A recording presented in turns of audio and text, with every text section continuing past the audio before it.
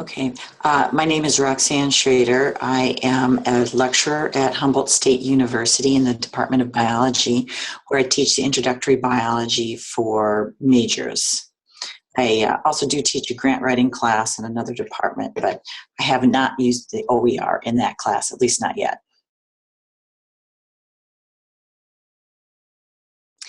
I have been using the OpenStax biology textbook. A few years ago, I switched from the hardcover book, and the first I tried the Nature's Principles of Biology book, which I loved because it had lots of bells and whistles and fancy things in it.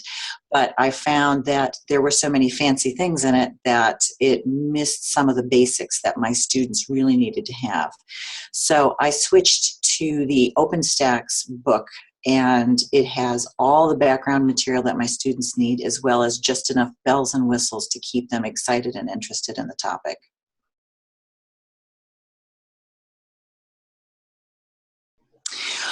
Well, a few years ago, I started getting lots of information being sent to me via email or talking to other people who were interested in these open access materials.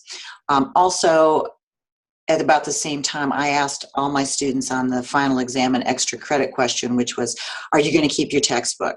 Because I was really hoping that they were going to keep their textbook as a resource for future semesters. And I was just heartbroken to hear students writing to me, I didn't buy the textbook, I borrowed it from my friend, or I have to sell it so that I can buy food over the summer. And so they weren't keeping their textbooks. They were not using it as a resource. So I felt really bad asking them to spend $200 on a textbook that they were not going to keep and not going to be using in the future. So I started looking to see what other options there were out there. And like I said, when I started finding out that there were things that were free, I started looking at some of them, and the OpenStax really turned out to be something that I think is really good and that my students seem to enjoy as well and get the material that they need out of that book.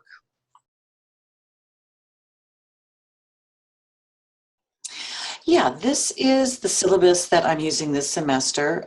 This is, again, the class Principles of Biology. It's the introductory biology class for biology majors, focusing on sort of the cell molecular chemistry portions of biology.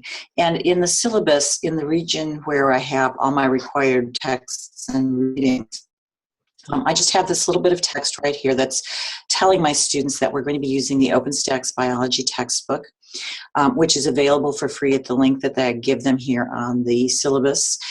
This is also posted on our LMS.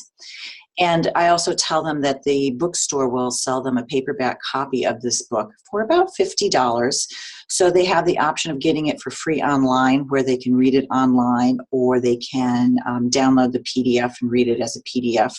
Or if they really don't like that, they can get a hard copy of the book available from the bookstore. It's about $50 instead of about $200 for the book we had been using in the past. In addition, because it's so much less expensive, I have added the sapling homework package, which is about $40. And that's one of a number of different options that come with the OpenStax College books. They have partnered with lots of groups, so you have lots of options. You don't have to use sapling. You don't have to use anything. You can use a number of other things that I'll show you when we look at the book online.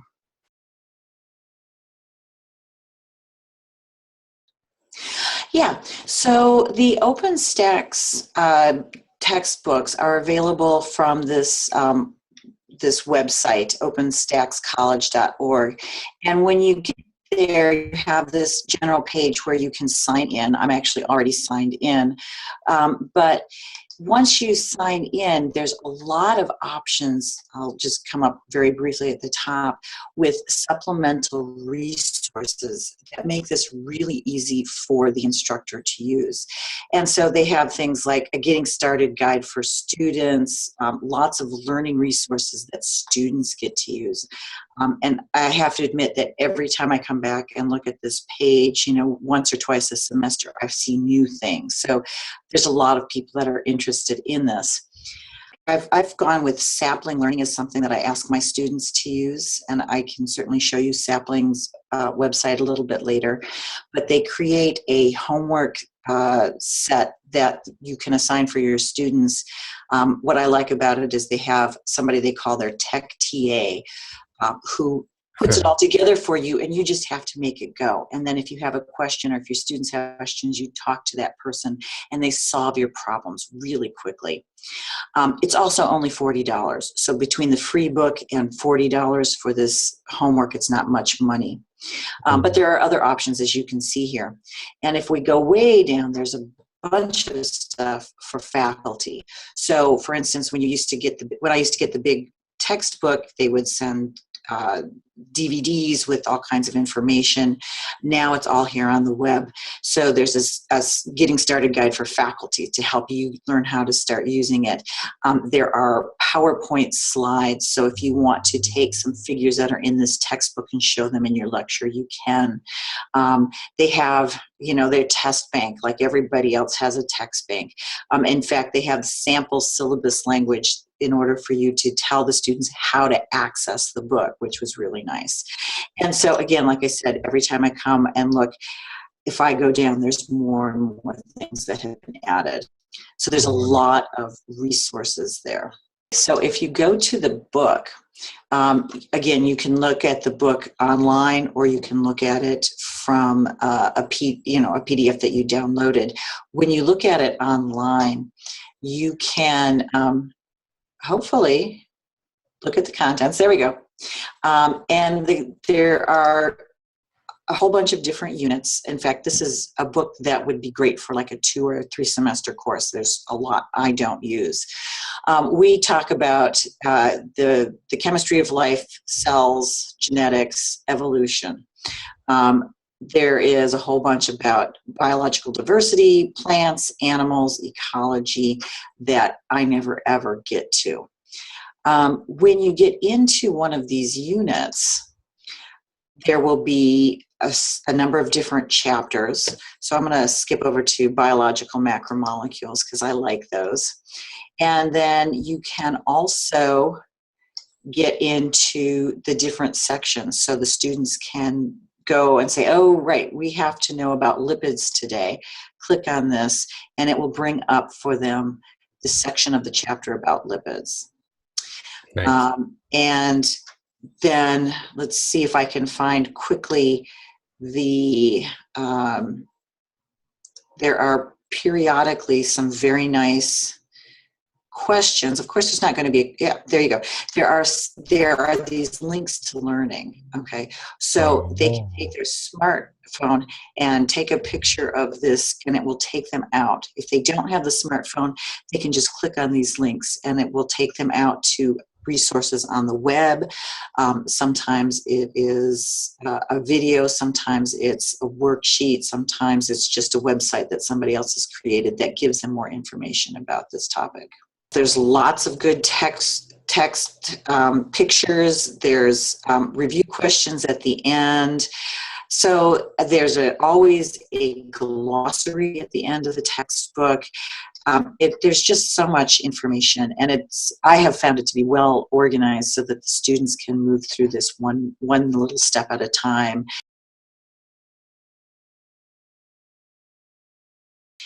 Basically, what I have in Moodle is I have a link here. So this has actually got a link to the textbook. So that would take you to the link we just looked at before so that the students can sign in. I also have a link to the Sapling Learning homework, which, again, the Sapling I really like because it's not terribly expensive. Since I've been using Sapling, I find that my students' average grades on every exam have gone up 10 points because they actually work with the material. One thing that's really neat about Sapling, and here's this, it's at saplinglearning.com when I log in here, is they have the questions that they ask the students as their homeworks. I'll just go into one of the early assignments that my students have already done this semester. I get lots of information that they don't have, but let's say we look at a question that they have asked. So here's a question where it's asking them to classify information on the basis of whether the conclusion is scientific or subjective. So they get to just take things and drag and drop. I'm just going to drag and drop in a random order. Hopefully I'll get things all completely wrong. And then they can ask for whether their answer was correct. And if they've done this several times and they can't figure out the correct answer, they up and view the solution if they want to.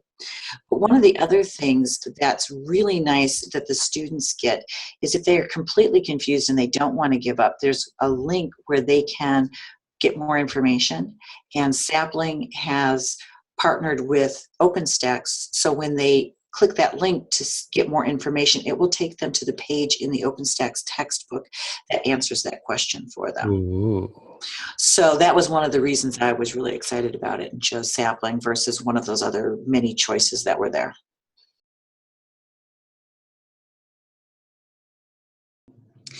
So the students are saving about $160 just in my class.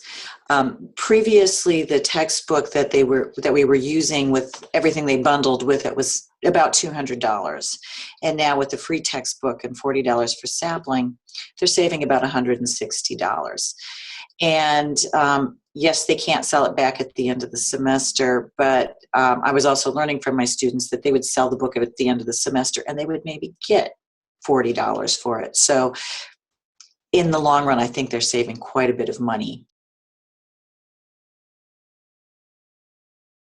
Occasionally there are students who are still saying, I can't stand reading on a computer screen. I really want something hard copies. And whenever that has come up in lecture, it's been really amazing because there's always been another student who raises their hand and says, wait, I bought the book at the bookstore. It's really easy. So they obviously think it's been very useful for them.